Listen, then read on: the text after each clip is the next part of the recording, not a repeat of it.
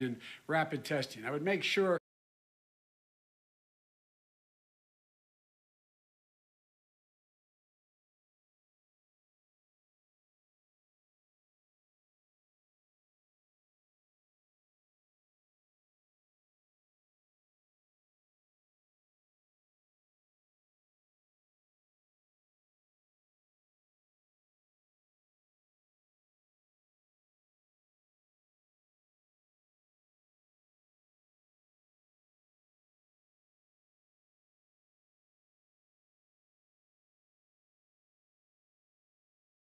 You also said a vaccine will be coming within weeks. Yes. Is that a guarantee? No, it's not a guarantee, but it will be by the end of the year. But I think it has a good chance. There are two companies, I think, within a matter of weeks, and it will be distributed very quickly. Can you tell us which companies?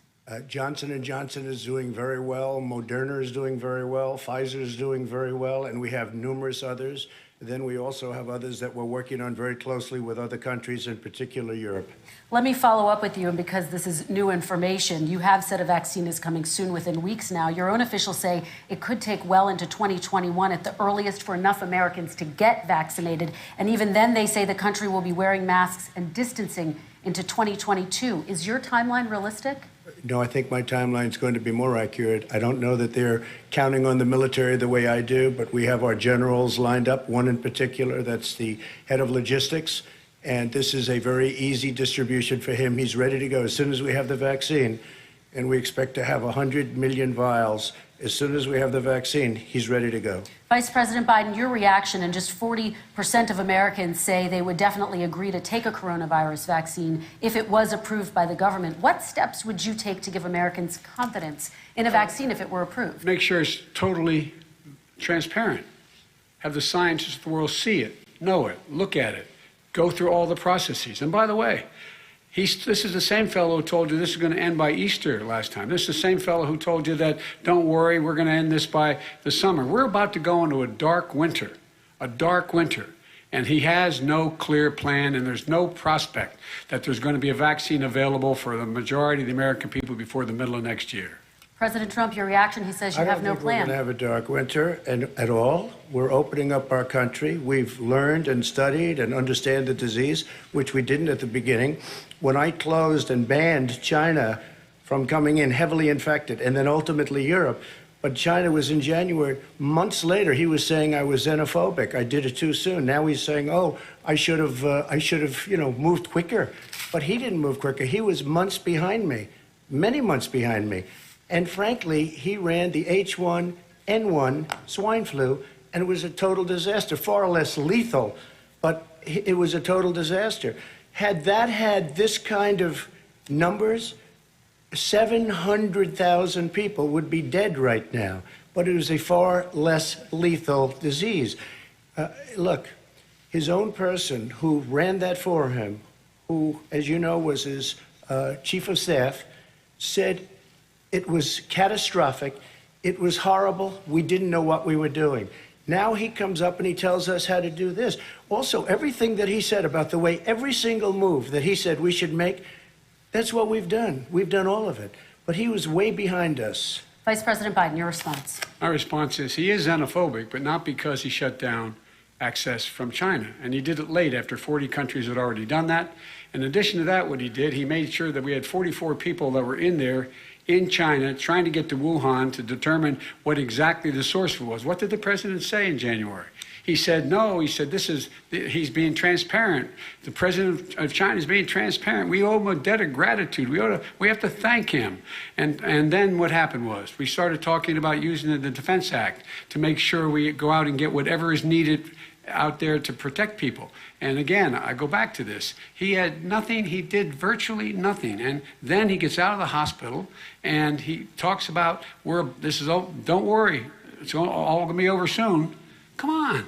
There's not another serious scientist in the world who thinks it's going to be over soon. President Trump, your reaction? I say over soon. I say we're learning to live with it. We have no choice. We can't lock ourselves up in a basement like Joe does. He has the ability to lock himself up. I don't know. He's obviously made a lot of money someplace, but he has this thing about living in a basement. People can't do that. By the way, I, as the president, couldn't do that. I'd love to put myself in the basement or in a beautiful room in the White House and go away for a year and a half until it disappears. I can't do that. And Kirsten, every meeting I had, and I'd meet a lot of families, including Gold Star families and military families, every meeting I had, and I had to meet them. I had to. It would be horrible to have canceled everything. I said, you know, this is dangerous.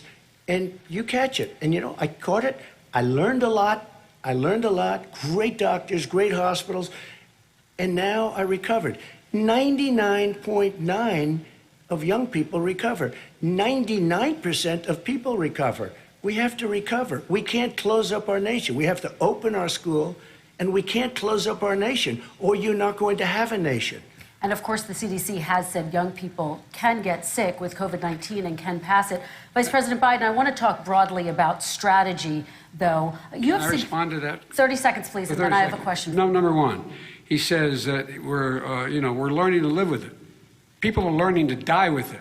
You folks home will have an empty chair at the kitchen table this morning. That man or wife going to bed tonight and reaching over to try to touch out of habit where their wife or husband was, is gone.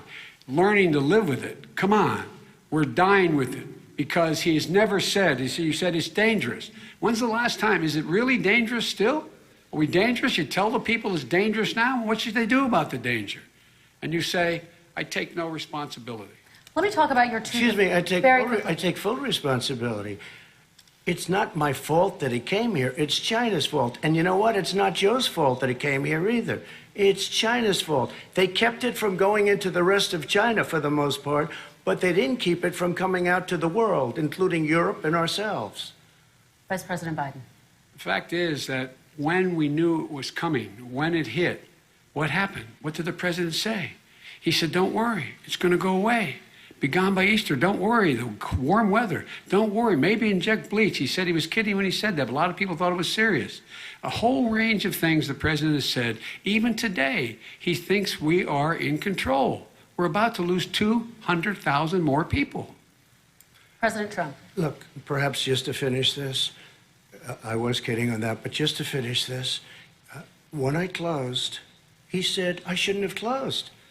And that went on for months. Nancy Pelosi said the same thing. She was dancing on the streets in Chinatown in San Francisco. But when I closed, he said, this is a terrible thing. You're xenophobic. I think he called me racist even. And because I was closing it to China. Now he says I should have closed it earlier. Joe, it doesn't work. I didn't say either of those things. You certainly did. You certainly did. I talked about a xenophobia in a different context. It wasn't about closing the border to Chinese coming to the United States. All right, I want to talk about both of your different strategies to handling He thought this. I shouldn't have closed the border. Well, that's obvious. Do you want to respond to that quickly, Vice President Biden? Okay. Let's talk about your different strategies toward dealing with this. Mr. Vice President, you suggested you would support new shutdowns if scientists recommended it. What do you say to Americans who are fearful that the cost of shutdowns, the impact on the economy, the higher rates of hunger, depression, domestic and substance abuse outweighs the risk of exposure to the virus? What I would say is I'm going to shut down the virus, not the country. It's his ineptitude that caused the country to have to shut down in large part. Why businesses have gone under, why schools are closed, why so many people have lost their living, and why they're concerned. Those other concerns are real. That's why he should have been, instead of in a sand trap at his golf course, he should have been negotiating with Nancy Pelosi and the rest of the Democrats and Republicans about what to do about the acts they were passing for billions of dollars to make sure people had the capacity. But you haven't ruled out more shutdowns. Well, no, I'm not shutting down the name, but you need standards. The standard is if you have a reproduction rate in a community that's above a certain level, everybody says, slow up, more social distancing, do not open bars and do not open gymnasiums, do not open until you get this under control, under more control. But when you do open, give the people the capacity to be able to open and have the capacity to do it safely. For example, schools. Schools, they need a lot of money to open. They need to deal with ventilation systems. They need to deal with smaller classes, more teachers, more pods. And he's refused to support that money, or at least up to now. Let's talk about schools. President Trump, I think we have to respond, if I might. Please, and then I have a follow-up. Thank you, and I appreciate that. Look, all he does is talk about shutdowns, but forget about him. His Democrat governors, Cuomo in New York, you look at what's going on in California, you look at Pennsylvania, North Carolina, Democrats all, they're shut down so tight and they're dying. They're dying. And he supports all these people. All he talks about is shutdowns. No, we're not going to shut down, and we have to open our schools. And it's like, as an example, I have a young son. He also tested positive. By the time I spoke to the doctor the second time, he was fine. It just went away. Young people, I guess it's their immune system. Let me follow up with you, President Trump. You've demanded schools open in person and insist they can do it safely. But just yesterday, Boston became the latest city to move its public school system entirely online after a coronavirus spike. What is your message to parents who worry that sending their children to school will endanger not only their kids, but also their teachers and families? I want to open the schools. The transmittal rate to the teachers is very small, but I want to open the schools. We have to open our country. We're not going to have a country. You can't do this. We can't keep this country closed. This is a massive country with a massive economy. People are losing their jobs. They're committing suicide. There's depression, alcohol, drugs at a level that nobody's ever seen before. There's abuse, tremendous abuse. We have to open our country. You know, I've said it often. The cure cannot be worse than the problem itself. And that's what's happening. And he wants to close down. He'll close down the country if one person in our massive bureaucracy says we should close it down. Vice President Biden, your response. Simply not true. We ought to be able to walk and chew gum at the same time. We ought to be able to safely open, but when they need resources to open.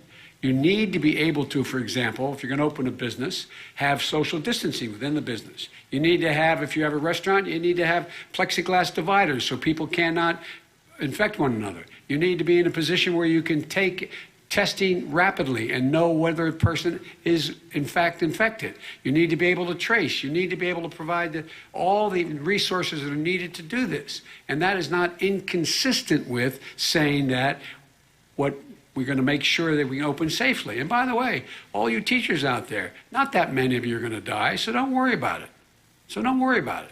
Come on. President Trump, let me follow up with you quickly. By the way, I will say this. If you go and look at what's happened to New York, it's a ghost town. It's a ghost town. And when you talk about plexiglass, these are restaurants that are dying. These are businesses with no money. Putting up plexiglass is unbelievably expensive, and it's not the answer. I mean, you're going to sit there in a cubicle wrapped around with plastic. These are businesses that are dying, Joe. You can't do that to people. You just can't. Take a look at New York and what's happened to my wonderful city for so many years. I loved it. It was vibrant. It's dying. Everyone's leaving New York. Take a look at what New York has done in terms of turning the curve down in terms of the number of people dying. And I don't look at this in terms of the way he does. Blue states and red states. They're all the United States. And look at the states that are having such a spike in the coronavirus. They're the red states. They're the states in the Midwest. They're the states in the upper Midwest. That's where the spike is occurring significantly. But they're all Americans. They're all Americans. And what we have to do is say, wear these masks, number one. Make sure we get the help that the businesses need that has money's already been passed to do that. It's been out there since the beginning of the summer, and nothing's happened. President, New York has lost more than 40,000 people, 11,000 people in nursing homes. President Trump, what when you say spike, take a look at what's happening in Pennsylvania, where they've had it closed. Take a look at what's happening with your friend in Michigan, where her husband's the only one allowed to do anything. It's been like a prison. Now it was just ruled unconstitutional. Take a look at North Carolina. They're having spikes, and they've been closed. And they're getting killed financially. We can't let that happen, Joe. You can't let that happen. We have to open up. And we understand the disease. We have to protect our seniors. We have to protect our elderly. We have to protect especially our seniors with heart problems and diabetes problems. And we will protect them. We have the best testing in the world by far. That's why we have so many cases. Let me follow up with you before we move on to our next section. President Trump, this week you called Dr. Anthony Fauci, the nation's best-known infectious disease expert, quote, a disaster. You described him and other medical experts as, quote, idiots. If you're not listening to them, who are you listening to as you fight this? I'm listening to all of them, including Anthony. I get along very well with Anthony. But he did say, don't wear masks. He did say, as you know, this is not going to be a problem. I think he's a Democrat, but that's okay. He said, this is not going to be a problem. We are not going to have a problem at all. When Joe says that, I said, Anthony Fauci said, and others, and many others, and I'm not knocking him a lot. Nobody knew. Look, nobody knew what this thing was. Nobody knew where it was coming from, what it was. We've learned a lot. But Anthony said, don't wear masks. Now he wants to wear masks. Anthony also said, if you look back, exact words, here's his exact words. This is no problem. This is going to go away soon. So he's allowed to make mistakes. He happens to be a good person. Vice President Biden, your response quickly, and then we're going to move on to the next section. My response is that think about what the president knew in January and didn't tell the American people. He was told this was a serious virus that spread in the air, and it was much worse than the flu. He went on record and said to one of your colleagues, recorded, that in fact he knew how dangerous it was, but he didn't want to tell us. He didn't want to tell us because he didn't want us to panic. He didn't want us, Americans don't panic. He panicked. But guess what? In the meantime, we find out in the New York Times the other day that, in fact, his folks went to Wall Street and said this is a really dangerous thing. And a memo out of that meeting, not from his administration, but from some of the brokers, said sell short because we got to get moving.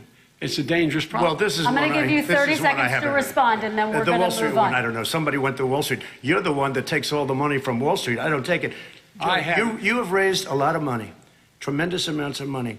And every time you raise money, deals are made, Joe. I could raise so much more money. As president and as somebody that knows most of those people, I could call the heads of Wall Street, the heads of every company in America. I would blow away every record, but I don't want to do that because it puts me in a bad position.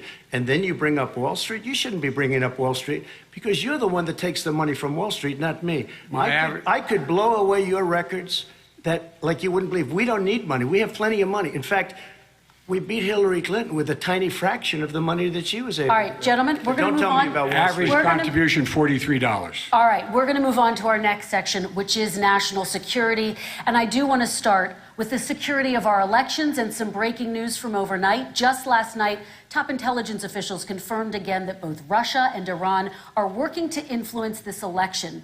Both countries have obtained U.S. voter registration information, these officials say, and Iran sent intimidating messages to Florida voters. This question goes to you, Mr. Vice President. What would you do to put an end to this threat? You have 2 minutes uninterrupted. I made it clear, and I ask everyone else to take the pledge. I made it clear that any country, no matter who it is, that interferes in American elections will pay a price. They will pay a price. And it's been overwhelmingly clear this election, I won't even get into the last one, this election, that Russia has been involved, China has been involved to some degree, and now we learn that Iran is involved.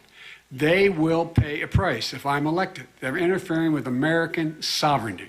That's what's going on right now. They're interfering with American sovereignty. And to the best of my knowledge, I don't think the president said anything to Putin about it. I don't think he's stalking them a lot. I don't think he said a word. I don't know why he hadn't said a word to Putin about it.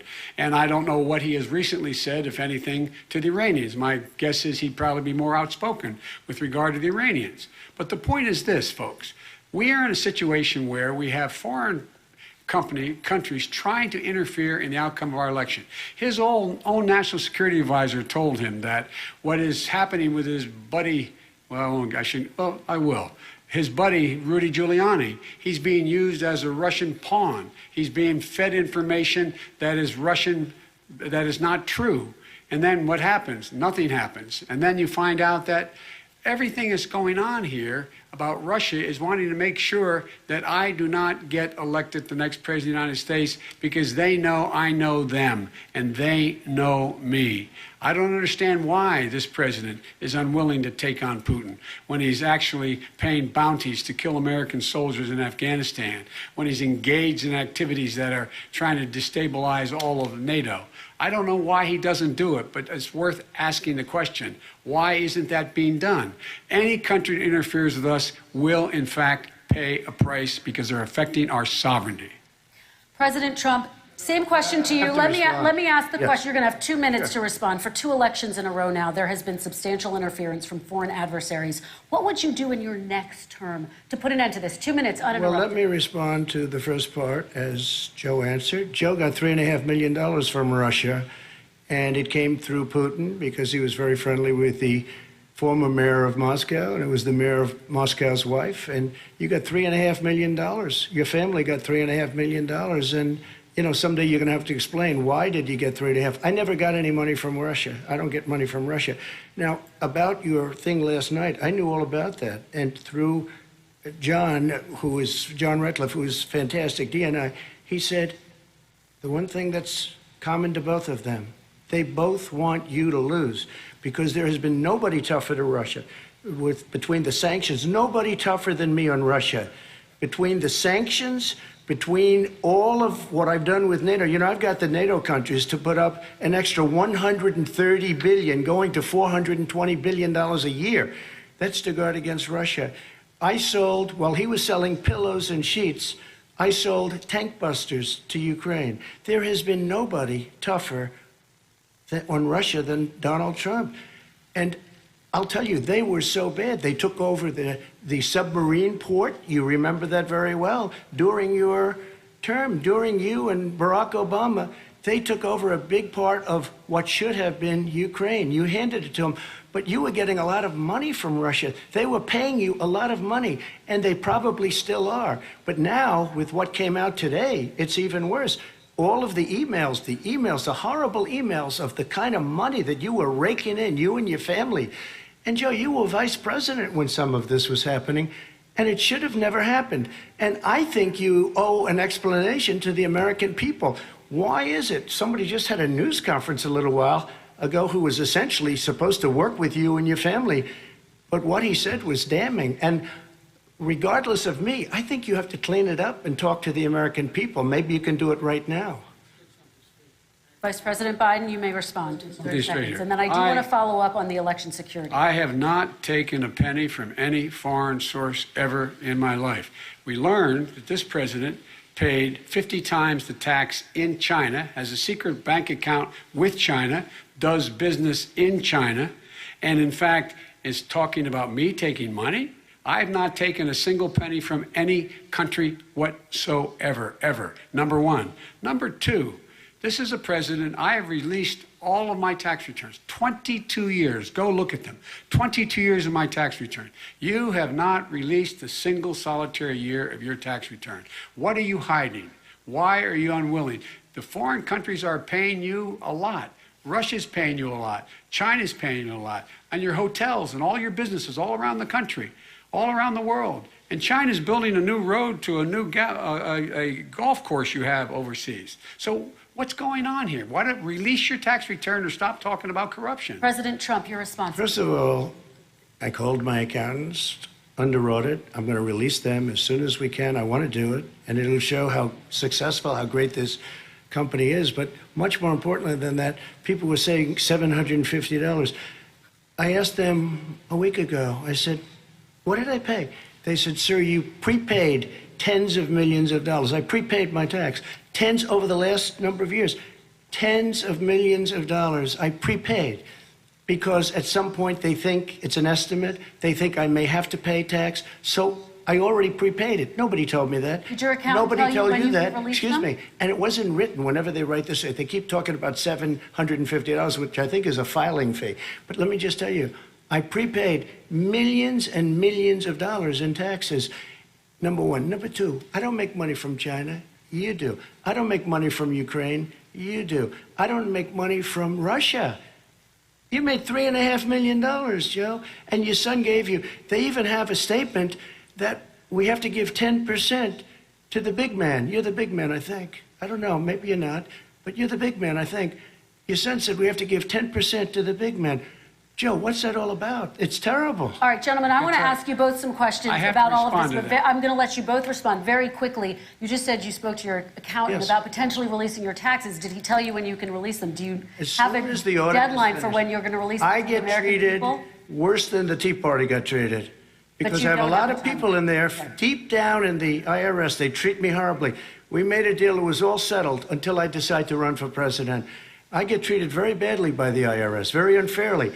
But we had a deal all done. As soon as we're completed with the deal, I want to release it. But I have paid millions and millions of dollars, and it's worse than paying. I paid in advance. It's called prepaying your taxes. Okay. I paid in advance. I want to ask you Yep. both about questions regarding your potential foreign entanglements and questions that have been raised to give you both a chance Some to point talk about about this this more broadly. Respond very quickly, and then I'll get to my question. Why did he's been saying this for 4 years? Show us. Just show us. Stop playing around. You've been saying for 4 years Everybody you're going to knows. reduce your taxes. Nobody knows it, Mr. President. What they do know is you're not paying your taxes, or you're paying taxes that are so low. When last time he said what he paid, he said, I only pay that little because I'm smart. I know how to game the system. Come on. Come on, folks. Very So quickly, President Trump, and then I want to get to two questions to both of you on this. I was put through a phony witch hunt for 3 years. It started before I even got elected. They spied on my campaign. No president should ever have to go through what I went through. Let me just say this. Mueller and 18 angry Democrats and FBI agents all over the place spent $48 million. They went through everything I had, including my tax returns, and they found absolutely no collusion and nothing wrong. 48 million. I guarantee you, if I spent 1 million on you, Joe, I could find plenty wrong. Because All right. the kind of things that you've done and the kind of monies that your family has taken, I mean, your brother made money in Iraq, millions of dollars. Your other brother made a fortune, and it's all through you, Joe. And they say you get some of it, and you do live very well. You have houses all over the place. You live very well. All right, gentlemen, let me just ask some questions about all of this broadly. Vice President Biden, there have been questions about the work your son has done in China and for a Ukrainian energy company when you were vice president. In retrospect, was anything about those relationships inappropriate or unethical? Nothing was unethical. Here's what the deal. With regard to Ukraine, we had this whole question about whether or not, because he was on the board, I later learned of a Burisma, a company, that somehow I had done something wrong. Yet every single solitary person, when he was going through his impeachment, testifying under oath who worked for him, said, I did my job impeccably. I carried out U.S. policy. Not one single solitary thing was out of line. Not a single thing, number one. Number two, the guy who got in trouble in Ukraine was this guy trying to bribe the Ukrainian government to say something negative about me, which they would not do and did not do because it never, ever, ever happened. My son has not made money in terms of this thing about, what are you talking about, China. I have not had, the only guy made money from China is this guy. He's the only one. Nobody else has made money from China. Never President to Trump, deal with let China. me By the ask way, my question to you. But could I just, you'll- one thing? Very quickly. His son didn't have a job for a long time, was sadly no longer in the military service. I won't get into that. And he didn't have a job. As soon as he became vice president, Burisma, not the best reputation in the world. I hear they paid him $183,000 a month. Listen to this. 183, and they gave him a $3 million upfront payment. All right. And he had no energy I'm going to let the vice president That's respond to that quickly, 100% and then I need to get to a dishonest. question to you. Very No quickly, basis Mr. for that. Everybody investigated that. No one said anything he did was wrong in Ukraine. Okay, President Trump, this is for you. Since you took office, you've never divested from your business. You've personally promoted your properties abroad. A report this week, which was referenced, does indicate that your company has a bank account in China. So how can voters know that you don't have any foreign conflicts of interest? I have many bank accounts, and they're all listed, and they're all over the place. I mean, I was a businessman doing business. The bank account you're referring to, which is, everybody knows about it, it's listed. The bank account was in 2013. That's what it was. It was opened it was closed in 2015, I believe. And then I decided, because I was thinking about doing a deal in China like millions of other people. I was thinking about it, and I decided I'm not going to do it. Didn't like it. I decided not to do it. Had an account open, and I closed it. Okay. Excuse me. And then, unlike him, where he's vice president and he does business, I then decided to run for president after that. That was before. So I closed it before I even ran for president, let alone became president. Big difference. He is the vice president of the United States, and his son, his brother, and his other brother are getting rich. They're like a vacuum cleaner. They're sucking up Okay, money President every Trump, place he thank you. goes. We do Not need to true. move on. I do want to ask you, Vice President Biden, about China. Let's talk about China more broadly. There have, of course, President Trump has said that they should pay for not being fully transparent in regards to the coronavirus. If you were president, would you make China pay? And please be specific. What would that look like? What I'd make China do is play by the international rules, not like he has done. He has caused the deficit of China to go up, not down, with China, up, not down. We are making sure that in order to do business in China, you have to give all your intellectual property. You have to have a partner in China that's 51%. We would not do that at all, number one. Number two, we're in a situation where China would have to play by the rules internationally as well. When I met with Xi, when I was still vice president, he said we're setting up air identification zones in the South China Sea. You can't fly through them. I said we're going to fly through them. We just flew B-52, B-1 bombers through it. We're not going to pay attention. They have to play by the rules. And what's he do? He embraces guys like the thugs like in North Korea and the Chinese president and Putin and others, and he pokes his finger in the eye of all of our friends, all of our allies. We make up we're 25% of the world's economy. We need to be having the rest of our friends with us saying to China, these are the rules. You play by them or you're going to pay the price for not paying by them economically.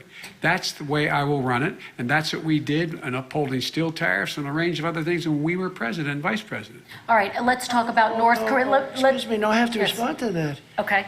Very quickly, and then we're going to move on to North Korea. With $1.5 billion from China to manage after spending 10 minutes in office and being in Air Force Two, number one. Number two, there's a very strong email talking about your family wanting to make $10 million a year for introductions. President Trump, on China policy, though, what specifically are you going to do? What specifically are you going to do to make China pay? You've said you're going to make them pay. China is paying. They're paying billions and billions of dollars. I just gave $28 billion. New sanctions? I just gave $28 billion to our farmers. Taxpayers' money.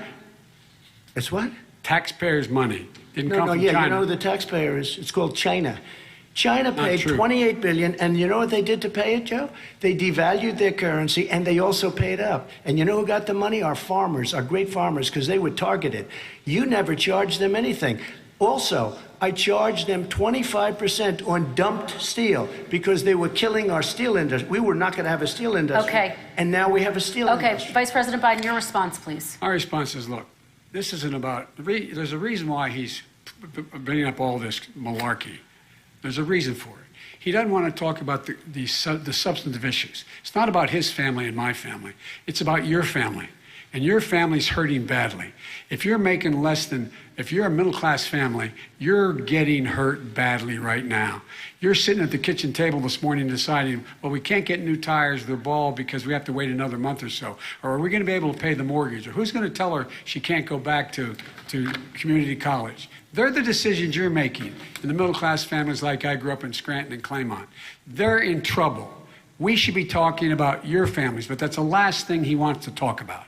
I want to talk about North Korea. Me, I do want to turn to 10 seconds, Mr. President. That's 10 a seconds. typical political statement. Let's get off this China thing, and then he looks, the family, around the table, everything. Just a typical politician when I see that. Let's talk about North Korea. I'm not a typical Korea politician. Okay, that's why I got elected. Let's get off the subject of China. Let's talk sitting around the table. All right. Come on, Joe, you can do better. We're going to talk about North Korea now. President Trump, you've met with North Korean leader Kim Jong-un 3 times. You've talked about your beautiful letters with him. You've touted the fact that there hasn't been a war or a long-range missile test. And yet North Korea recently rolled out its biggest ever intercontinental ballistic missile and continues to develop its nuclear arsenal. Do you see that as a betrayal of the relationship you forged? Just 30 seconds here because we need to get on to the next. So when I met with Barack Obama, we sat in the White House right at the beginning, had a great conversation. It was supposed to be 15 minutes, and it was well over an hour.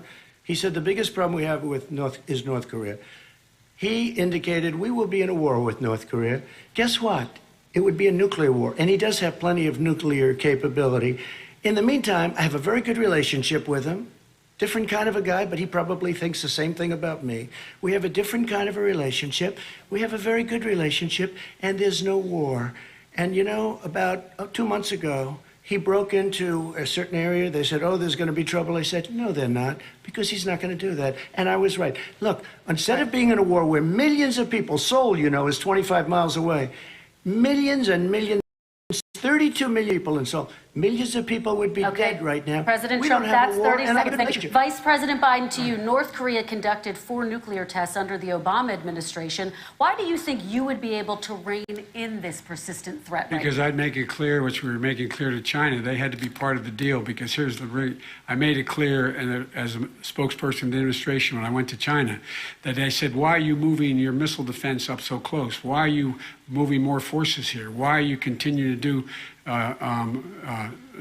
military maneuvers with South Korea? I said, because North Korea is a problem, and we're going to continue to do it so we can control them. We're going to make sure we can control them and make sure they cannot hurt us. And so if you want to do something about it, step up and help. If not, it's going to continue. What has he done? He's legitimized North Korea. He's talked about his good buddy, who's a thug, and he talks about how we're better off. And they have much more capable missiles, able to reach U.S. territory much more easily than ever did before. Let me follow up with you, Vice President Biden. You've said you wouldn't meet with Kim Jong-un without preconditions. Are there any conditions under which you would meet with him? On the condition that he would agree that he would be drawing down his nuclear capacity to get the Korean Peninsula should be nuclear-free zone. All right, let's move on to American families. Kristen, they tried Very to quickly, meet with 10 him. seconds, They President. tried to meet with him. He wouldn't do it. He didn't like Obama. He didn't like him. He wouldn't do it. Okay, I know gotta for give him a fact they chance to tried. respond to that He before we wouldn't move do on. it. You And know, that's okay. You know what, North Korea? We're not in a war. We have a good relationship. You know, people don't understand. Having a good President relationship Trump, with we have leaders to of move other on because countries we have is a lot a of good thing. we have a lot of questions to get Yes, to. not That's Your like response. saying we had a good relationship with Hitler before he, in fact, invaded Europe, the rest of Europe. Come on. The reason he would not meet with President Obama is because President Obama said, we're going to talk about denuclearization. We're not going to legitimize you, and we're going to continue to put stronger and stronger sanctions on you. That's why he wouldn't meet with us. All right, And let's it didn't move happen. on. Let's Excuse move on me. and talk about He left American me a families. mess, Kristen. President Trump, okay, we do They need to move left on. me a mess. North Korea was a mess. We And need in to fact, move if on you so that remember we the can first get to 2 all or of our 3 months, questions tonight, there was a President very Trump. dangerous period in my first 3 months before we sort of worked things out a little bit. Okay. There was a they left us a mess. And Obama would be, I think, the first to say it was the single biggest problem he thought that our country. Okay, let's move on to American families and the economy. One of the issues that's most important to them is health care, as you both know. Today, there was a key vote on a new Supreme Court Justice, Amy Coney Barrett, and health care is at the center of her confirmation fight. Over 20 million Americans get their health insurance through the Affordable Care Act. It's headed to the Supreme Court, and your administration, Mr. President, is advocating for the court to overturn it. If the Supreme Court does overturn that law, those 20 million Americans could lose their health insurance almost overnight. So what would you do if those people have their health insurance taken away? You have 2 minutes uninterrupted. Sure. First of all, I've already done something that nobody thought was possible. Through the legislature, I terminated the individual mandate. That is the worst part of Obamacare, as we call it.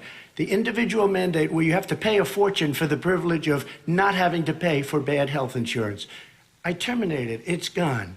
Now it's in court because Obamacare is no good.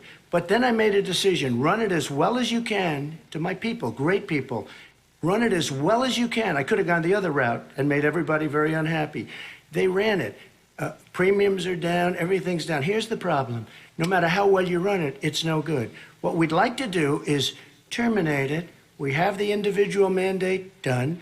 I don't know that it's going to work. If we don't win, we will have to run it, and we'll have Obamacare, but it'll be better run. But it no longer is Obamacare, because without the individual mandate, it's much different.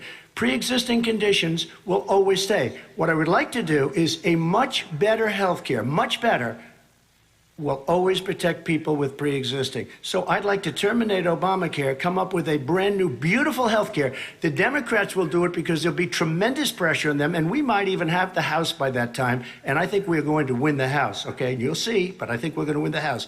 But come up with a better health care, always protecting people with pre-existing conditions. And one thing very important, we have 180 million people out there that have great private health care. Far more than we're talking about with Obamacare. Joe Biden is going to terminate all of those policies. These are people that love their health care, people that have been successful, middle-income people, been successful. They have 180 million plans, 180 million people, families. Under what he wants to do, which will basically be socialized medicine, he won't even have a choice. They want to terminate 180 million plans. We have done an incredible job on health care, and we're going to do even better.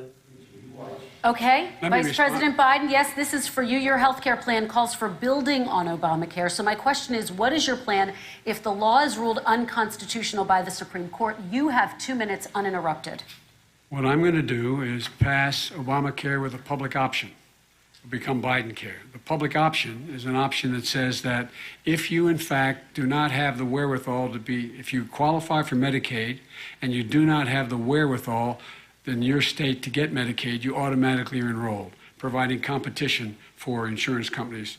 That's what's going to happen. Secondly, we're going to make sure we reduce the premiums and reduce drug prices by making sure that there's competition that doesn't exist now by allowing the Medicare to negotiate drug prices with the insurance companies. Thirdly, the idea that I want to eliminate private insurance, the reason why I had such a fight with 20 candidates for the nomination was I support private insurance. That's why not one single person with private insurance would lose their insurance under my plan, nor did they under Obamacare. They did not lose their insurance unless they chose they wanted to go to something else. Lastly, we're going to make sure we're in a situation that we actually protect pre-existing. There's no way he can protect pre-existing conditions. None, zero. You can't do it in the ether. He's been talking about this for a long time. He's never come up with a plan. I guess we're going to get the pre-existing condition plan the same time we get the infrastructure plan that we've been waiting since 17, 18, 19, and 20. The fact, I still have a few more minutes. I know you're getting anxious. The fact is that he's already cost the American people, because of his terrible handling of the COVID virus and the economic spillover, 10 million people have lost their private insurance.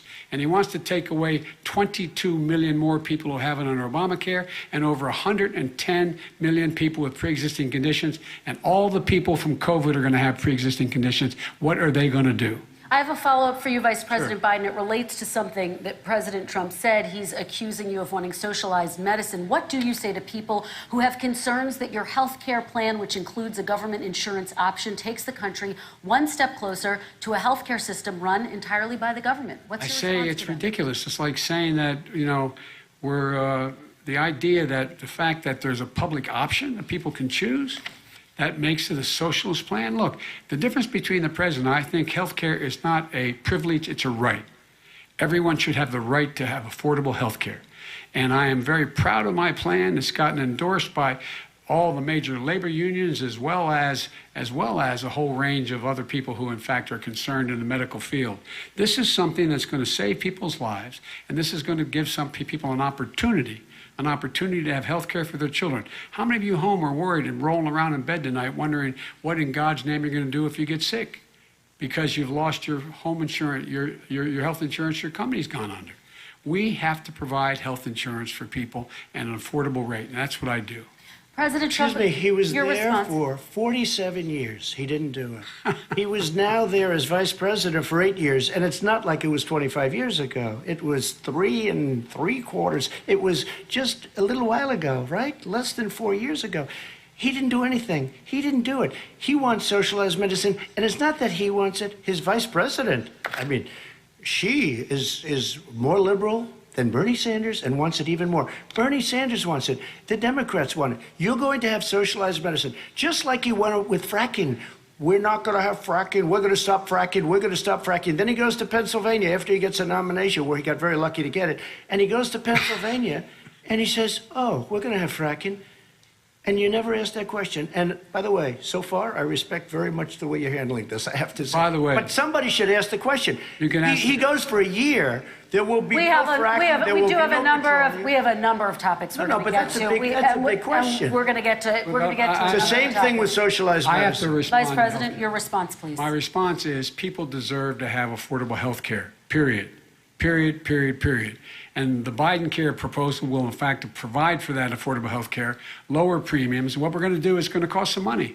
It's going to cost over $750 billion over 10 years to do it.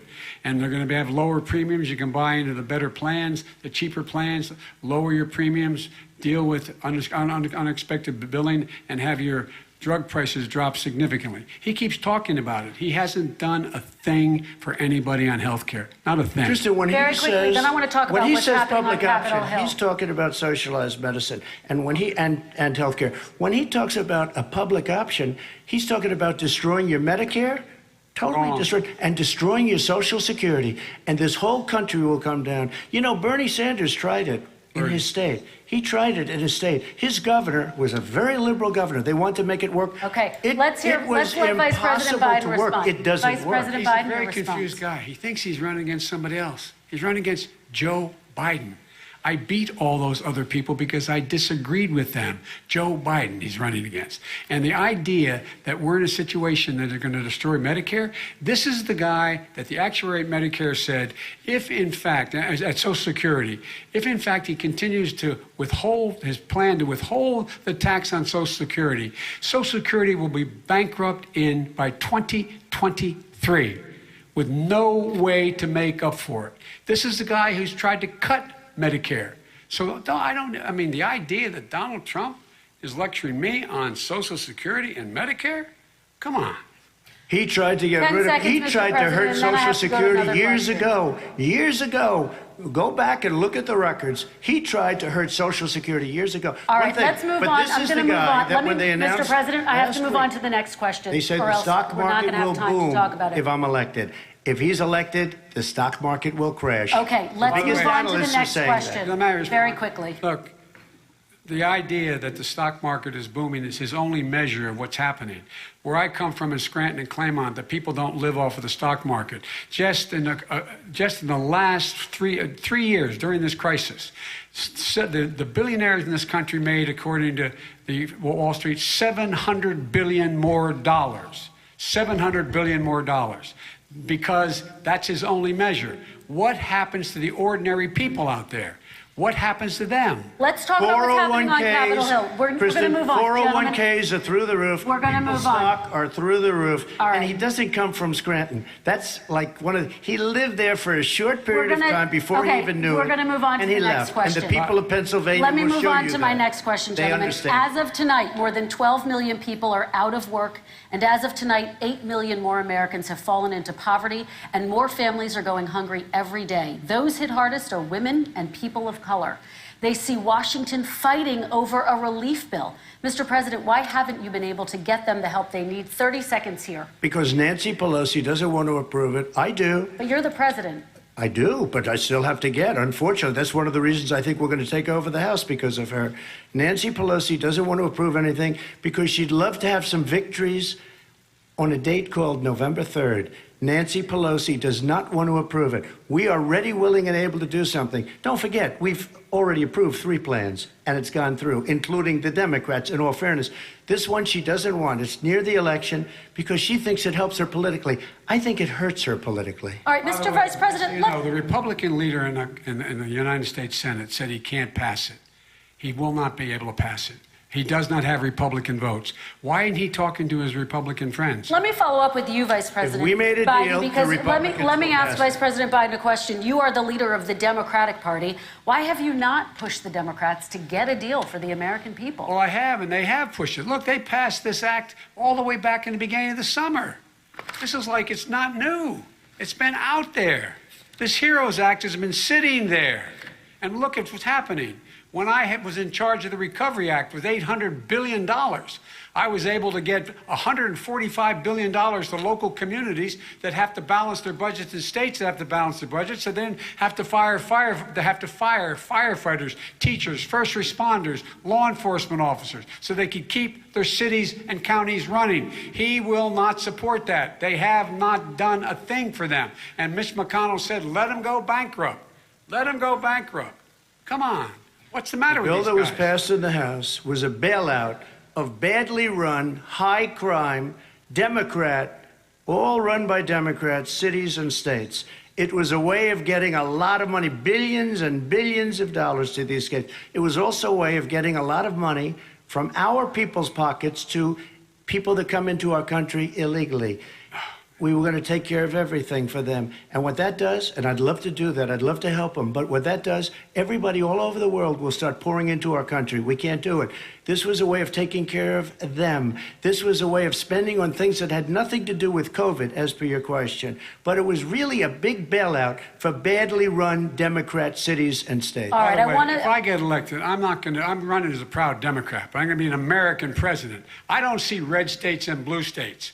What I see is American, United States. And folks, every single state out there finds themselves in trouble. They're going to start laying off, whether they're red or blue, cops, firefighters, first responders, because they have to balance their budget. And the founders were smart. They allowed the federal government to deficit spend to compensate for the United States of America. I want to talk about the minimum wage, gentlemen. Mr. Vice President, we are talking a lot about struggling small businesses and business owners these days.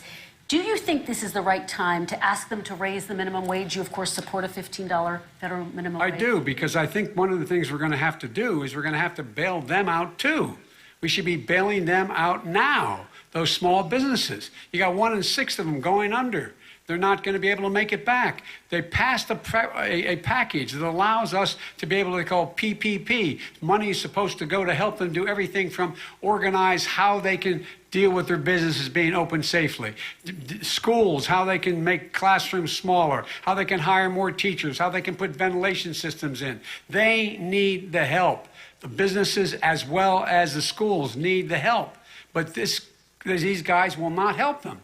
Is not giving them any of the money. We are going to move on to immigration, one thing very but I quickly, want he to get said we your have to help our reaction. small businesses by raising the minimum wage. That's not helping. I think it should be a state option. Alabama is different than New York. New York is different from Vermont. Every state is different. It should be a state option. You said very recently. We have recently. to help. It's very important. We have to help our small businesses. You How said- are you helping your small businesses when you're forcing wages? What's going to happen, and what's been proven to happen, is when you do that, these small businesses fire many of their employees. You said very Not true, recently you would by the way. consider raising the federal minimum it. wage to $15 Say an it. hour. You said recently you would consider raising the federal minimum wage to What I $15 an hour. really Is that like, still the case? And I would consider it to an extent, but In a what I second really administration? like, in a second administration, but not to a level that's going to put all these businesses out of business. It should be a state option. Look, I've lived in different places. I know different places. They're all different. Some places, $15 is not so bad.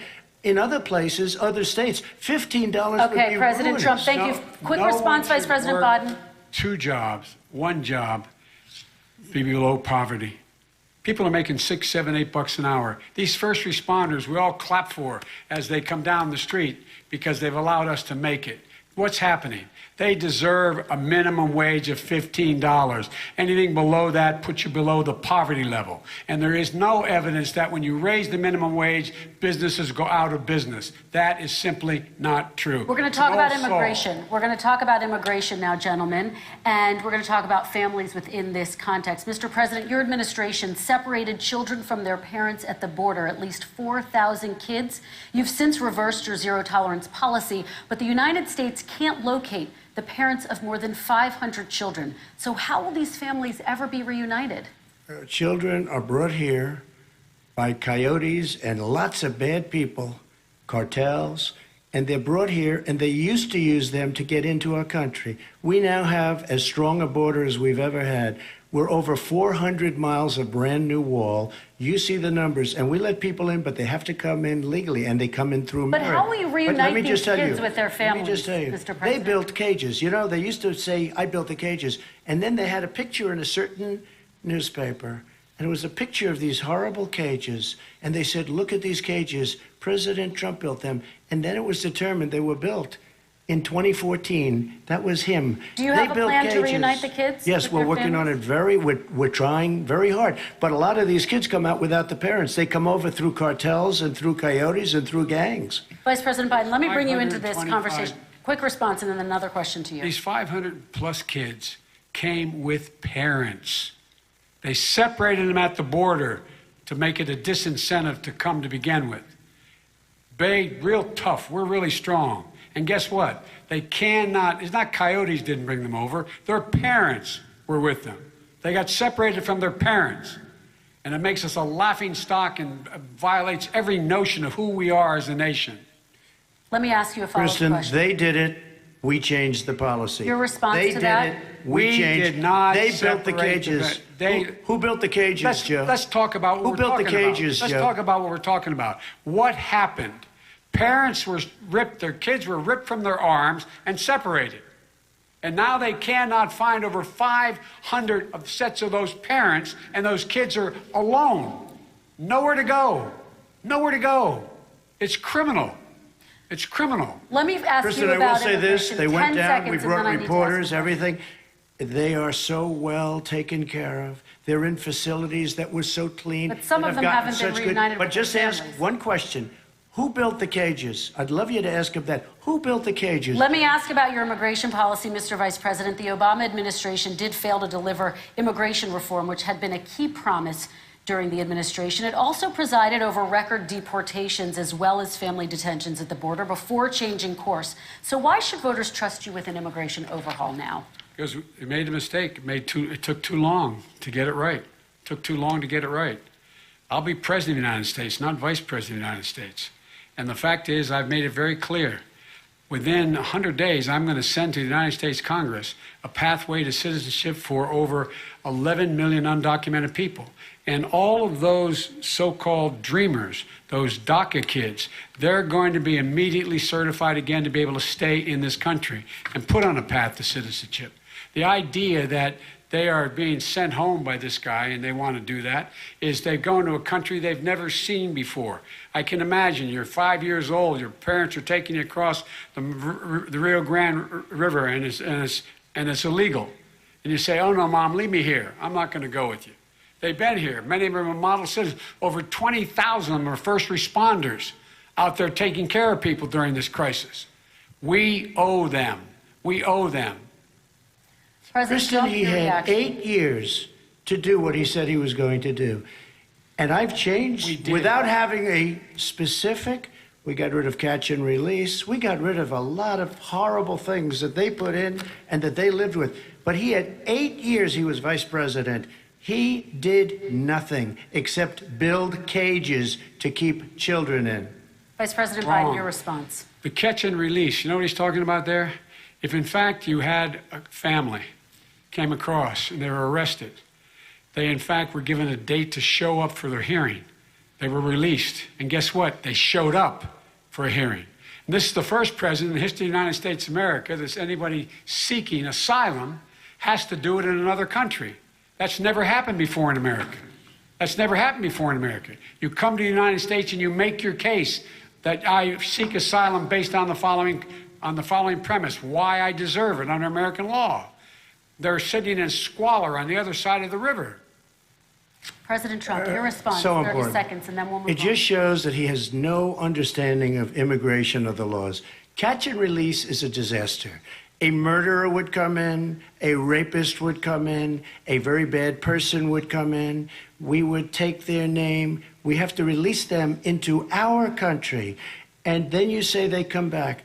Less than 1% of the people come back. We have to send ICE out and Border Patrol out to find them. We would say, come back in 2 years, 3 years. We're going to give you a court case. You need Perry Mason. We're going to give you a court case. When you say they come back, they don't come back, Joe. Do. They never come back. Only the really, I hate to say this, but those with the lowest IQ, they might come back. Okay, But they're President very, Trump, let's very give few. Vice President Biden a chance to respond, and then we're going to move on to the You next don't know section. the law, Joe. Vice President Biden, your response. Know the law, what he's telling you is simply not true. Well, check it out. They don't come back. Check it out. All right, let's move on But we don't have to the worry next about it because they section. terminated it, so we don't have to worry about Let's it move anymore. on to the next And you have section. 525 kids not knowing where in God's name they're going to be and lost their parents. Go ahead. All right, let's talk about our next section, which is race in America. And I want to talk about the way Black and brown Americans experience race in this country. Part of that experience is something called the talk. It happens regardless of class and income. Parents who feel they have no choice but to prepare their children for the chance that they could be targeted, including by the police, for no reason other than the color of their skin. Mr. Vice President, in the next 2 minutes, I want you to speak directly to these families. Do you understand why these parents fear for their children? I do. I do. You know, my daughter is a social worker, and she's written a lot about this. She has a graduate degree from the University of Pennsylvania in social work. And you know, one of the reasons why I ended up working on the east side of Wilmington, Delaware, which is 90% African American, was to learn more about what was going on. What I never had to tell my daughter, if she's pulled over, make sure she puts, for a traffic stop, put both hands on top of the wheel and don't reach for the glove box because someone may shoot you. But a black parent, no matter how wealthy or how poor they are, has to teach their child when you're walking down the street, don't have a hoodie on when you go across the street. Making sure that you, in fact, if you get pulled over, just yes, sir, no, sir, hands on top of the wheel, because you are, in fact, the victim, whether you're a person making child of a $300,000 a year person or someone who's on food stamps. The fact of the matter is, there is institutional racism in America. And we have always said, we've never lived up to it, that we hold these truths to be self-evident. All men and women are created equal. But guess what? We have never, ever lived up to it. But we've always constantly been moving the needle further and further to inclusion, not exclusion. This is the first president to come along and says, that's the end of that. We're not going to do that anymore. We have to provide for economic opportunity, better education, better health care, better access to schooling, better access to opportunity to borrow money to start businesses. All the things we can do, and I've laid out a clear plan as to how to do those things, just to give people a shot. It's about accumulating the ability to have wealth as well as it is to be free from violence. President Trump, same question to you, and let me remind you of the question. I would like you to speak directly to these families. Do you understand why these parents fear for their children? Yes, I do. And again, he's been in government 47 years. He never did a thing except in 1994 when he did such harm to the black community. And they were called, and he called them super predators. And he said that. He said it, super predators. And they have never lived that down. 1994, your crime bill, the super predators. Nobody has done more for the black community than Donald Trump. And if you look, with the exception of Abraham Lincoln, possible exception, but the exception of Abraham Lincoln, nobody has done what I've done. Criminal justice reform, Obama and Joe didn't do it. I don't even think they tried because they had no chance at doing it. They might have wanted to do it, but if you had to see the arms I had to twist to get that done, it was not a pretty picture, and everybody knows it, including some very liberal people that cried in my office. They cried in the Oval Office. 2 weeks later, they're out saying, gee, we have to defeat him. Criminal justice reform, prison reform, opportunity zones with Tim Scott, a great senator from South Carolina. He came in with this incredible idea for opportunity zones. It's one of the most successful programs. People don't talk about it. Tremendous investment is being made. Biggest beneficiary, the black and Hispanic communities, and then historically black colleges and universities. After 3 years of coming to the office, I love some of those guys. They were great. They came into the office and they said, I said, what are you doing? After 3 years, I said, why do you keep coming back? Because we have no funding. I said, you don't have to come back every year. We have to come back because President Obama would never give them long-term funding, and I did. 10-year long-term funding, and I gave them more money than they asked for because they said, I think you need more. And I said, the only bad part about this is I may never see you again because I got very friendly with them, and they like me and I like them. But I saved it. Colleges and universities. Okay, and we're going to talk about both of your records, but your response to that, Vice President? My response to that is I never, ever said what he accused me of saying. The fact of the matter is, in 2000, though, after the crime bill had been in the law for a while, this is a guy who said, the problem with the crime bill, there's not enough people in jail. There's not enough people in jail. And go on my website, get the quote, the date when he said it. Not enough people. He talked about marauding gangs, young gangs, and the people who were going to maraud our cities. This is a guy who in the Central Park five innocent black kids, he continued to push for making sure that they got the death penalty. None of them were guilty of the crimes they were suggested. Look, and talk about granted, he did in fact let 20 people, he commuted 20 people's sentences. We commuted over 1,000 people's sentences. Over 1,000. The very law he's talking about is a law that, in fact, initiated by Barack Obama. And secondly, we're in a situation here where the federal prison system was reduced by 38,000 people under our administration. And one of these things we should be doing, there should be no minimum mandatories in the law. That's why I'm offering $20 billion to states to change their state laws to eliminate minimum mandatories and set up drug courts. No one should be going to jail because they have a drug problem. They should be going to rehabilitation, not to jail. We should fundamentally change the system, and that's what I'm going to do. But why didn't he do it 4 years ago? Why didn't you do that 4 years ago, even less than that? Why didn't you do it? You were vice president. You keep talking about all these things you're going to do and you're going to do this, but you were there just a short time ago and you guys did nothing. We did. You know, Joe, I ran because of you. I ran because of Barack Obama, because you did a poor job. If I thought you did a good job, I would have never run. I would have never run. I ran because of you. I'm looking at you now. You're a politician. I ran because of you. All right, Vice President Biden, your response to that, and then I do have some questions for both of you. Well, I tell you what, I hope he does look at me, because what's happening here is, you know who I am, you know who he is, you know his character, you know my character, you know our reputations for honor and telling the truth. I am anxious to have this race. I am anxious to see this take place. The character of the country is on the ballot. Our character is on the ballot. Look at us closely. Let me ask some follow-up. Excuse me. Please respond, and then we're going to have follow-up If this stuff is questions. true about Russia, Ukraine, China, other countries, Iraq, if this is true, then he's a corrupt politician. All right. So don't give me the stuff about how you're this innocent baby. Joe, they're calling you a corrupt politician. Nobody's President Trump, I want to stay on the issue of race. We're talking about the issue. Laptop from hell. President Trump, we're Nobody. talking about race right now, and I do want to stay on the issue of race. President Trump, And I you've have just to respond to that. Please, Because look, very quickly. there are 50 former national intelligence folks who said that what he's accusing me of is a Russian plant. They have said that this has all the five former heads of the CIA, both parties, say what he's saying is a bunch of garbage. Nobody believes it except his and his good friend Rudy Giuliani. You mean the laptop is now another Russia hoax? And You that's gotta be- exactly what. Is this that's where you're exactly going? what. This was is told. where he's going. The All laptop is Russia, Yeah. Gentlemen, Russia. I want to stay on the issue of race. You okay? have to be kidding. Here we Mr. go President, again with Russia. We're going to continue Boy, on the issue of race. Mr. President, believe you've that one. described the Black Lives Matter movement as a symbol of hate.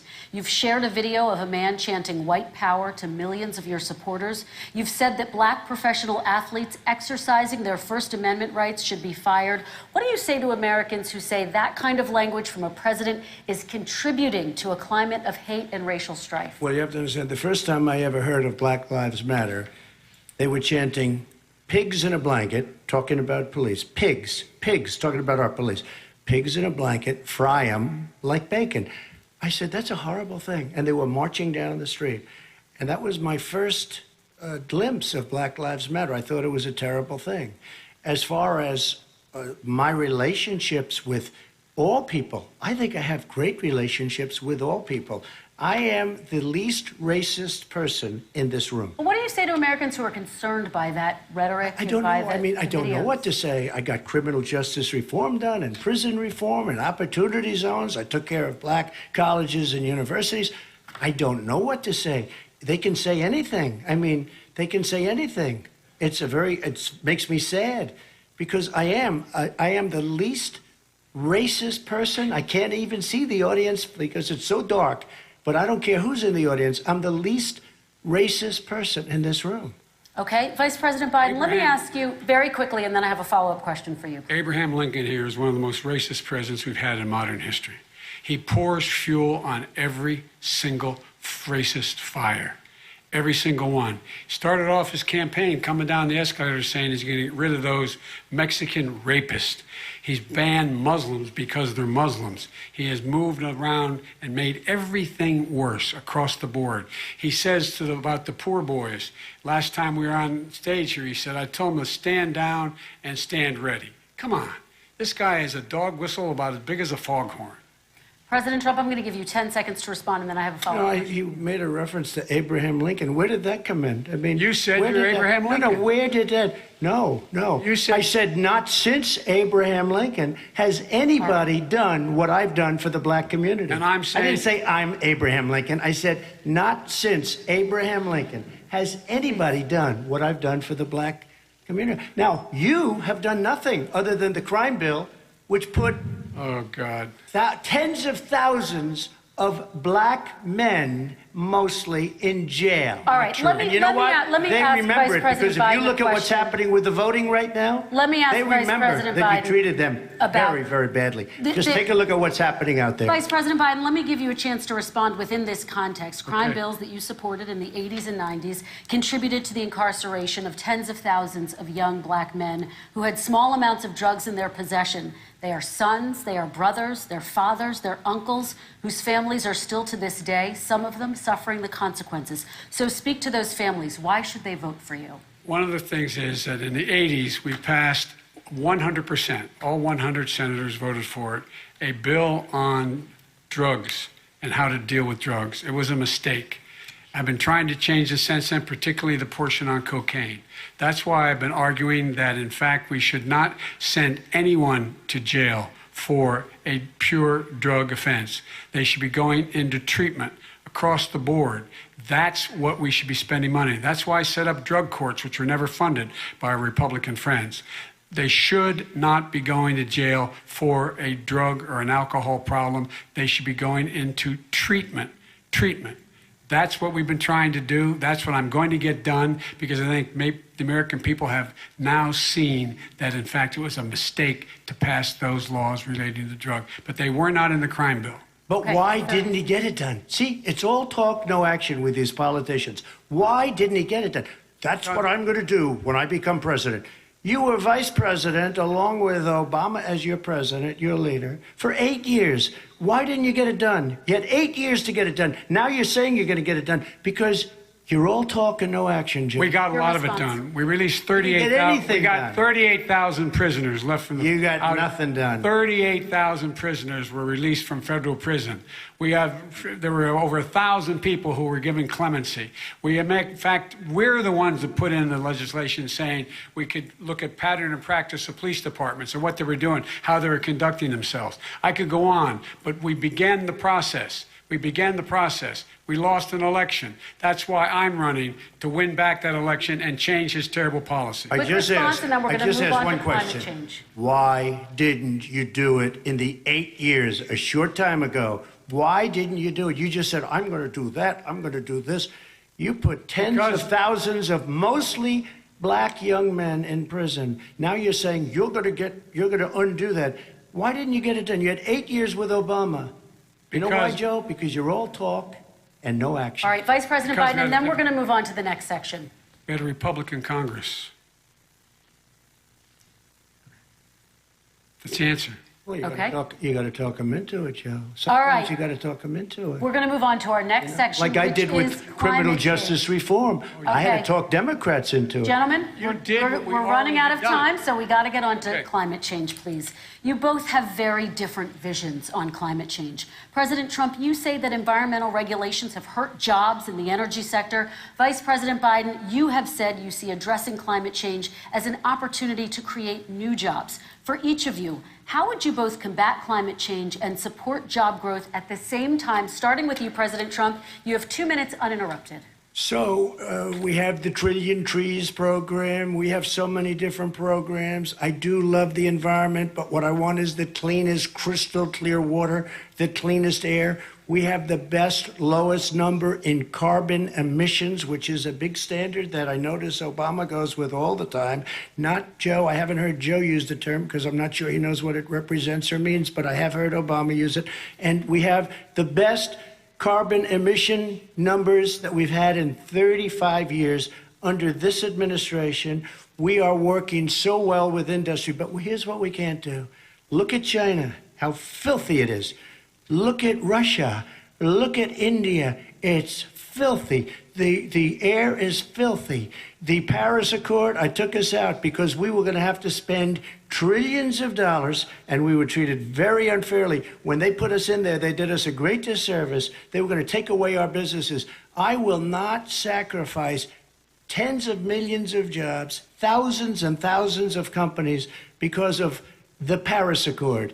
It was so unfair. China doesn't kick in until 2030. Russia goes back to a low standard, and we kicked in right away. It would have destroyed our businesses. So, you ready? We have done an incredible job environmentally. We have the cleanest air, the cleanest water, and the best carbon emission standards that we've seen in many, many years. Vice President And we Biden. haven't destroyed our industries. Vice President Biden, 2 minutes to you, uninterrupted. Climate change and climate warming, global warming, is an existential threat to humanity. We have a moral obligation to deal with it. And we're told by all the leading scientists in the world we don't have much time. We're going to pass the point of no return within the next 8 to 10 years. 4 more years of this man eliminating all the regulations that were put in by us to clean up the climate, to limit limit emissions, will put us in a position where we're going to be in real trouble. Here's where we have a great opportunity.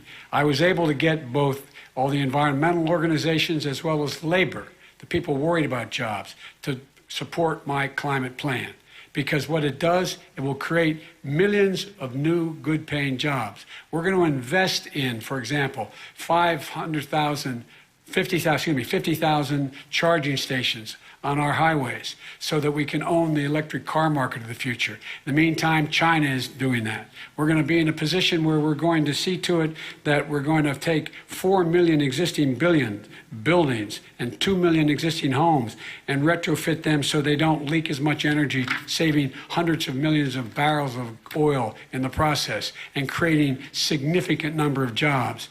And by the way, the whole idea of what this is all going to do, it's going to create millions of jobs, and it's going to clean the environment. Our health and our jobs are at stake. That's what's happening. And what right now, by the way, Wall Street firms indicated that my plan will in fact create 18.6 million jobs, 7 million more than his. This is from Wall Street. And I'll create $1 trillion more in economic growth than his proposal does. Not on climate, just on the economy. President Trump, you're They came out and said very strongly, $6,500 will be taken away from families under his plan, that his plan is an economic disaster. If you look at what he wants to do, if you look at his plan, his environmental plan, you know who developed it? AOC plus 3. They know nothing about the climate. I mean, she's got a good line of stuff, but she knows nothing about the climate. And they're all hopping through hoops for AOC plus 3. Look, their real plan costs $100 trillion. If we had the best year in the history of our country for 100 years, we would not even come close to a number like that. When he says buildings, they want to take buildings down because they want to make bigger windows into smaller windows. As far as they're concerned, if you had no window, it would be a lovely thing. This is the craziest plan that anybody has ever seen. And this wasn't done by smart people. This wasn't done by anybody. Frankly, I don't even know how it can be good politically. Right. They want to spend $100 trillion. That's their real number. He's trying to say it was 6. It's $100 trillion. They want to knock down buildings and build new buildings with little, tiny, small windows. I mean, and many other things. Okay. And many other things. Let me have the Vice President respond, and we're running out of time, and we have a lot more questions to get to. Country. So let's hear from the Vice President. I have a number more questions. I don't know where he comes from. I don't know where he comes up with these numbers. Wayne. $100 trillion. Give me a break. This plan has been endorsed by every major environmental group and every labor group. Labor. Because they know the future lies. The future lies in us being able to breathe, and they know there are good jobs in getting us there. And by the way, the fastest growing industry in America is solar energy and wind. He thinks wind causes cancer, windmills. It's the fastest growing jobs, and they pay good prevailing wages, 45, 50 bucks an hour. We can grow and we can be cleaner if we go the route I'm proposing. President Trump, Excuse me. please We are respond, and then I have some We are follow-ups. energy independent for the first time. We don't need all of these countries that we had to fight war over because we needed their energy. We are energy independent. I know more about wind than you do. It's extremely expensive, kills all the birds, it's very intermittent, it's got a lot of problems, and they happen to make the windmills in both Germany and China. And the fumes coming up, if you're a believer in carbon emission, the fumes coming up to make these massive windmills is more than anything that we're talking about with natural gas, which is very clean. One other thing. Find me a scientist Solar. that said that. I love solar, but solar doesn't quite have it yet. It's not powerful yet to really run our big, beautiful factories that we need to compete with the world. So False. It's all a pipe dream. But you know what we'll do? We're going to have the greatest economy in the world. But if you want to kill the All right. economy, get rid of your oil industry. You want, and what about fracking? All right, Now let me ask let him me about allow fracking. Vice President Biden to I respond. never said I oppose fracking. You said it on tape. I did. Show the tape. Put it on your website. I'll put it on. Put it on the website. The fact of the matter is Show he's the list. flat lying. Would you Flat- rule out banning fracking? I do rule out banning fracking because the answer we need other industries to transition to get to ultimately a complete zero emissions by 2025. What I will do with fracking over time is make sure that we can capture the emissions from the fracking, capture the emissions from gas. We can do that, and we can do that by investing money in doing it. But it's a transition to that. I have one more question in this pod, and then Excuse me. we have. He was against fracking. He said it. I will show that to you tomorrow. I Good. am against fracking. Until he got the nomination, went to Pennsylvania, then he said, but you know what, Pennsylvania? He'll be against it very soon because his party is totally against it. Fracking on federal land, I said. No fracking You said and or fracking. oil You on didn't say federal fracking. Let land. me ask this I final did. question in this section, and then I want to move on to our final section. President Trump, people of color are much more likely to live near oil refineries and chemical plants. In Texas, there are families who worry the plants near them are making them sick. Your administration has rolled back regulations on these kinds of facilities. Why should these families give you another 4 years in office? The families that we're talking about are employed heavily, and they're making a lot of money, more money than they've ever made. If you look at the kind of numbers that we produce for Hispanic, for Black, for Asian, it's 9 times greater, the percentage gain, than it was in 3 years, than it was under 8 years of the two of them, to put it nicely. 9 times more.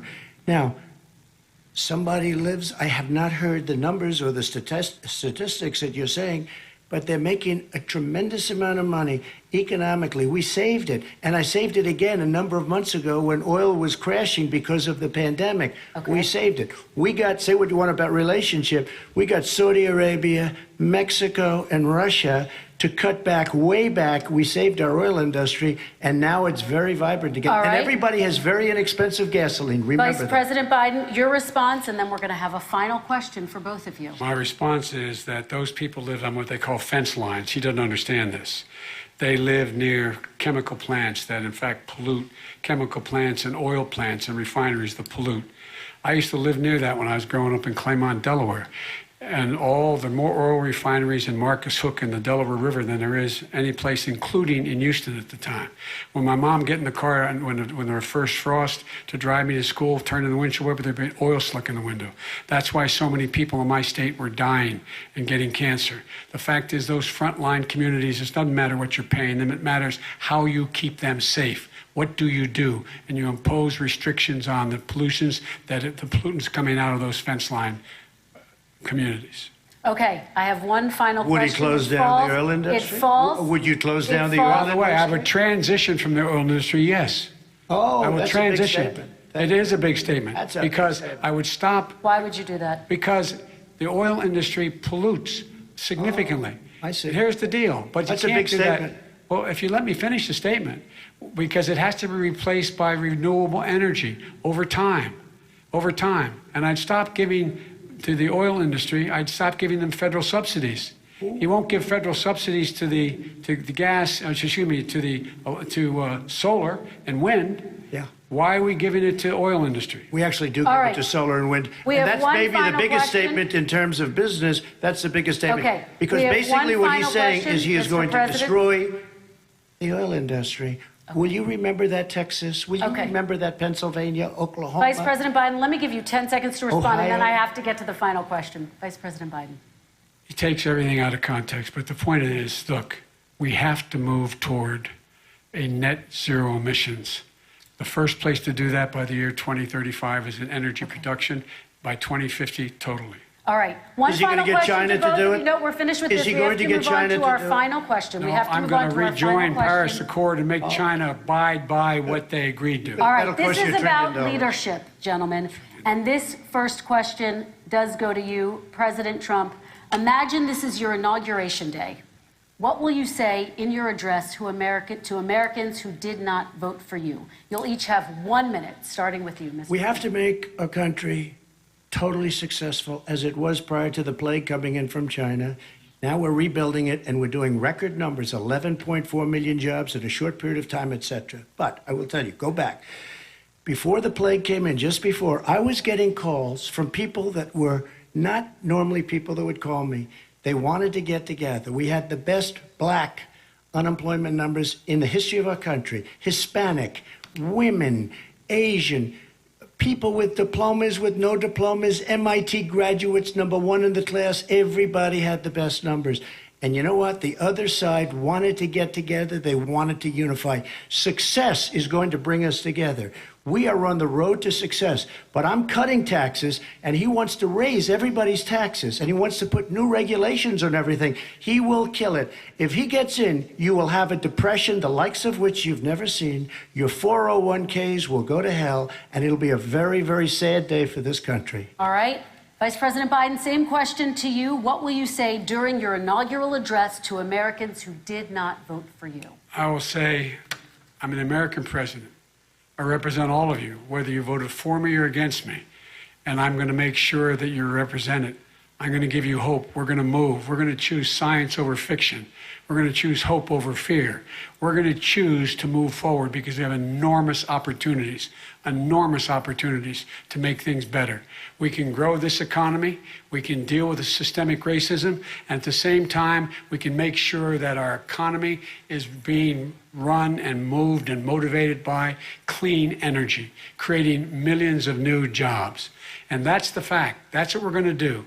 And I'm going to say, as I said at the beginning, what is on the ballot here is the character of this country.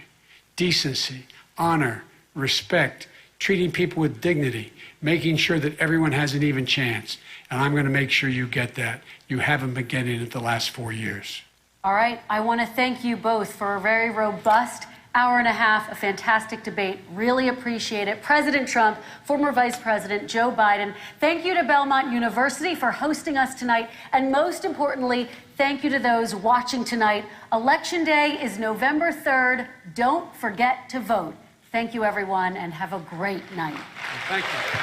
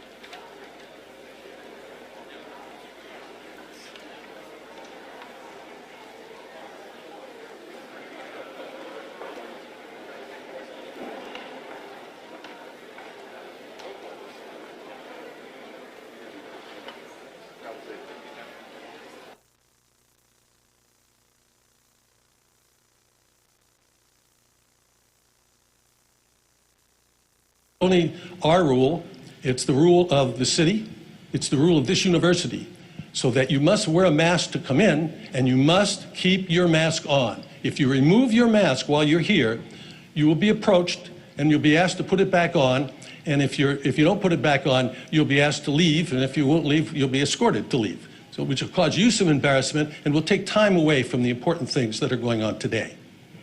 One other thing, at exactly 8 o'clock, you're going to hear a lot of noise. Because if you turn around and look behind you, those are the anchor booths of the major networks. And at exactly 8 o'clock, they're all going to go on at the same time. And you're going to hear a lot of voices that you'll recognize from different networks. So don't be surprised. That'll go on, and then they'll settle down as we go, and moderator comes out and also says some words. So with that, let me introduce my co-chairman, Ken Wallach. Okay.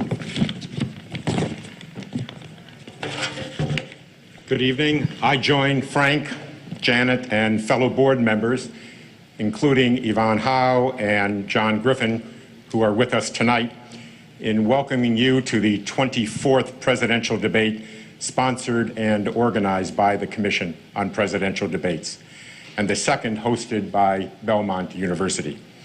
As the newest co-chair of the Commission, I'm proud to work alongside dedicated board members and a talented staff and crew who, against uphill odds, have built a nonpartisan institution since the Commission was established in 1987. Our sole mission continues to be the holding of debates that serve and inform the American people. Now, please spare me a moment to explain the Commission's efforts. Debates have evolved over the past 3 decades. More transparent criteria for qualification of debate participants, the trend toward a single moderator in order to focus greater attention on the candidates, and the allocation of time for different subject areas are but a few of the many changes that have been made. Many of the details for organizing the debates are left to agreement by the candidates themselves. The Commission has selected the times and the moderators and the debate formats. Based on experience, these are issues that, if left to the negotiations between the candidates' campaigns, are nearly impossible to resolve in a timely manner. In fact, it were protracted and at times unworkable negotiations on these types of issues that led, in part, to the establishment of the Commission itself. While there is always drama every 4 years, and this year is no exception, the process has worked. And post-debate research shows that the American people have considered these debates an important part of our political process. Debates have also created civic education opportunities for the schools and communities that have hosted them. Here at Belmont, the university has launched the Debate Programming Series that explores issues ranging from democracy to social media.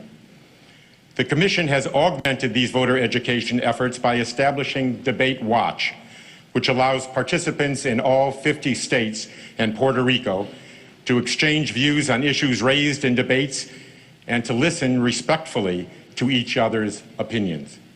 Debate Watch 2020 will include more than 1 million participants. Overseas, the Commission, in partnership with the National Democratic Institute, has helped organize more than 400 candidate debates in 45 countries, most importantly in new and emerging democracies.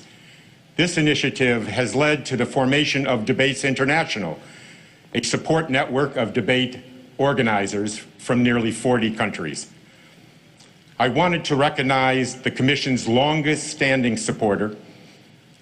For the past 32 years, the Judy and Peter Bloom Kovler Foundation has given its trust to the nonpartisan work of the Commission, and we are deeply grateful for their generous contribution to this year's debates. Now, it is my distinct honor to introduce Dr. Bob Fisher, President of Belmont University. Thank you.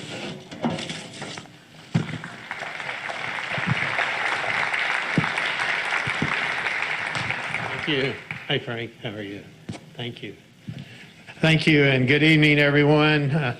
Tonight's a night to celebrate America, but if you're Belmont, it's a night to just express gratitude and thankfulness for all that's been done and the opportunities that we've been given. I want to thank the Commission for your support. Janet Brown, thank you. Thank you to the co-chairs. Thank you so much. You know, it's one thing to be a partner when times are kind of easy. It's amazing when times get tough. That's when real partnerships get formed that stick, and this has been a bonding experience. So thank you so much to the Commission. Thank you to HCA Healthcare. They're the ones that have given you all these tests and have made sure that everybody here tonight is safe. Their goal was to make this the safest place in America tonight, along with the Secret Service, who I also want to thank, and Metro Police, who I want to thank. All together have made this the safest place in America tonight. I'm so grateful for that. Thank you, Mayor Cooper, for your support. Thank you, Governor Lee.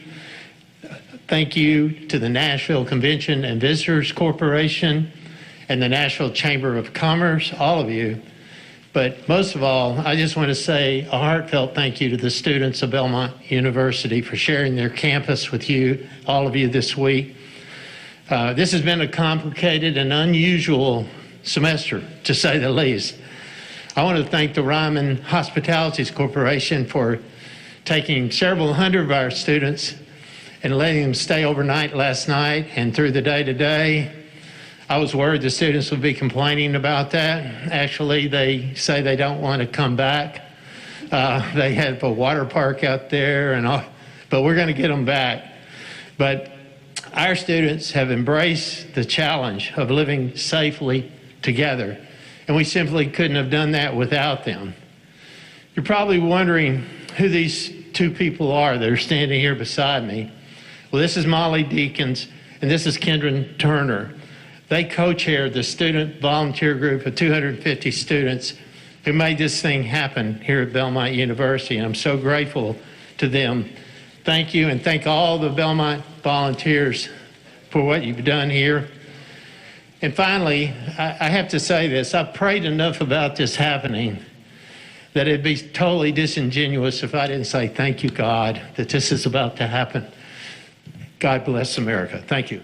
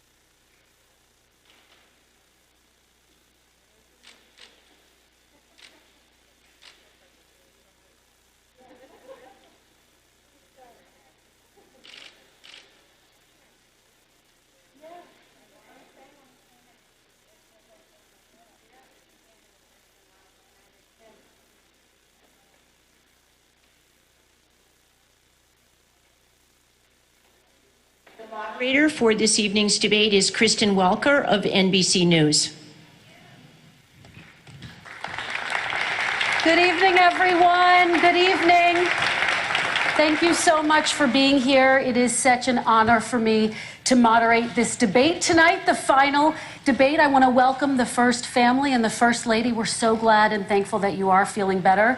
I want to welcome the Biden family, Dr. Jill Biden. Thank you all for being here tonight. We are so excited. We're looking forward to a really robust discussion. And the only thing I would reiterate are the CPD guidelines that when the candidates are talking, please hold any applause or any other reactions, except, of course, when they walk out. Make sure you cheer and loud and applause so that everyone can hear you.